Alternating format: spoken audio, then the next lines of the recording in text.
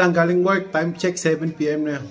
Dati kami, pag kami nadating na ng mga kahong ganito, yan, Amazon, kalimitan binibili namin, gamit namin, o gamit ni Mrs., gamit ko, gamit ni TJ ngayon, gamit na ni Hunter. Ito, yung pangkuha ng gatas ni Pe, breast pump, yan. Kita nyo. Yan. Tapos, meron pang isa. Kay Hunter pa rin. Regalo lang kay Hunter. Kasi, pagka madaling araw kasi minsan si Mrs. nahirapan ng padede kasi nga gawa na Hunter, lakas ng dumede. Bumili na lang kami nito nung Escalda Biberon. Yan. Yan. Pwede siya sa kotse, pwede siya sa bahay.